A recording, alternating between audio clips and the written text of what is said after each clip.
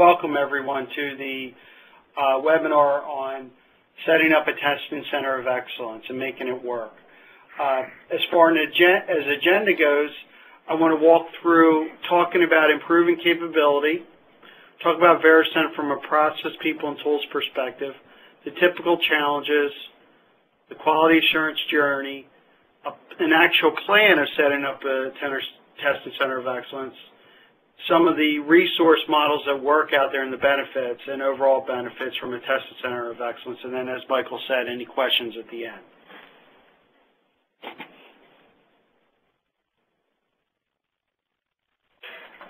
The first point is this is a journey. And I always talk to people about understanding, getting the visibility, the control, optimization, and innovation. And what we mean by this is really understand where an organization is when you're setting up a testing center of excellence. Just don't go start changing things, and we'll go through a detailed plan. But really get visibility, understand from a control perspective what measurements are being placed, what service levels, optimizing the key points, and we could talk about automation, and then innovation, and that's continuous process improvement, and we'll get into details regarding that. The other thing is, when you're setting up a center of excellence, you have to really understand the difference between that and, for example, maybe the business has been doing the testing or it hasn't really been formalized. Really understand the quality assurance function versus what's called UAT or business testing. It really is talking about, from a QA perspective, does it meet the specifications? And what we mean by that is requirements or use cases. Does it test to those? Are they testable?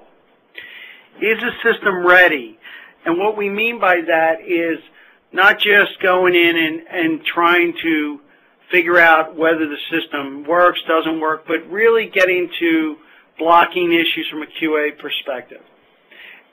In addition, they have to be performed by professionals, and testers need to understand that their job is not to be a block to the organization, but to report out and do proper process like building out positive and negative tests, making sure functionally they know how the system is working. And certainly that gets into performance testing and the needs around volume and stress.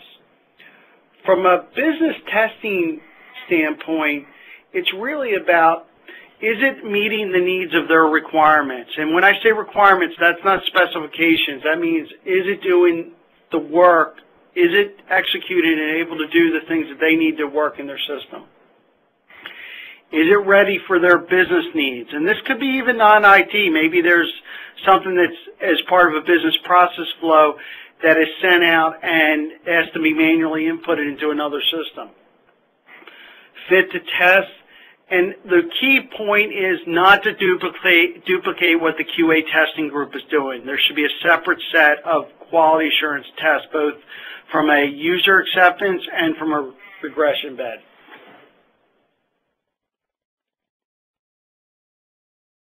When you look at your approach, it has to have a good foundation when you're setting up a testing center of excellence. It can't be just going in and kind of figuring as you go. You have to have a baseline and understanding. So CAI and Vericenter starts with a couple key things. First of all, we follow a defined methodology that we use as a reference point setting up the testing center of excellence, making sure that you understand from an assessment standpoint. So process is very important. Understand their testing process, understanding the best practices, understanding the right types of metrics and what's being measured. And then finally, from an expertise perspective, is understanding the roles and responsibilities, meaning, do they have the right people in place to do this testing? What is their level of expertise? And if they don't have that level of expertise, how to get them training up to speed. And then finally, the third piece is the kingpin, is the tools. What are the current tools being utilized? What are other tools that need to be implemented? And frankly, what are tools that they're using and maybe not using appropriately?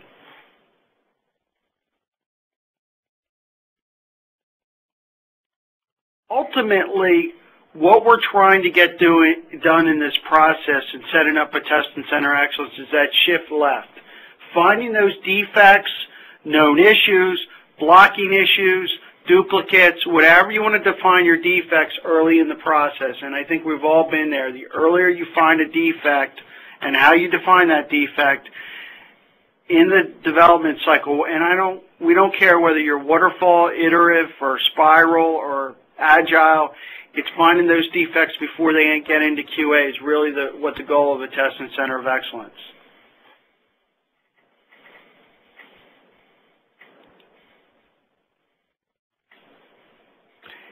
In a testing center of excellence, there's a conception that it's always just going to be lower costs, right? But that's not necessarily the case. It's long-term lower costs. There may be an investment in an integrated testing approach that does increase your costs, but over time, you should see the benefits of an integrated center of excellence. And this could be anything from reduction of test cycles to defects found early in the process, to root cause analysis of those defects, to regression beds that have an automation in place so it's not having to be manually tested. So don't just think of the upfront cost, think about the cost of not testing or the risk-based and the continuous process improvement along the way.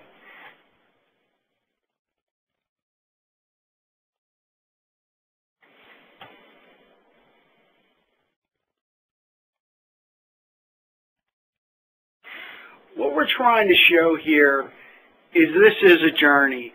When you're setting up a testing center of excellence, you can't say and think that you're going to, in a short, very short period of time, optimize and get everything running in lower costs and doing all the benefits of setting up a testing center of excellence.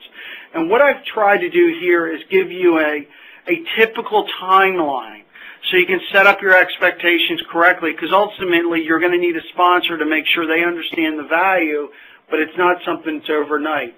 So I tried to walk through this type of example. So in day one, it's all about making sure you maintain the current quality, leverage the different types of systems, and how you're doing your resource model. 6 months into it is the establishment of those service levels. Automation is now a key component. Workload to appropriate works, leveraged resources, and then certainly that visibility control. When you get a year out, that's when you're really getting into what we call cost reduction. You have a full-scale automation in place. You're doing root cause analysis and defect detection, so you're finding them in the right place, but you're also categorizing those defects. How many times is a defect going in production is just called a defect versus maybe a duplicate or work as designed? And then going out further, that's really where you're leveraging your model, your resources, and you have continuous process improvement and the complete cost reductions that go along with that. And that is a journey, folks. It is not something that happens overnight.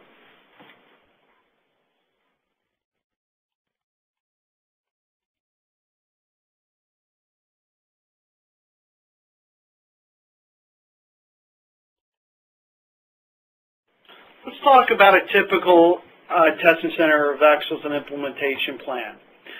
You'll notice that it's not something when you go through the implementation plan that happens overnight, but there are specific areas that go through the process, and I'm going to go through detail of each of these areas.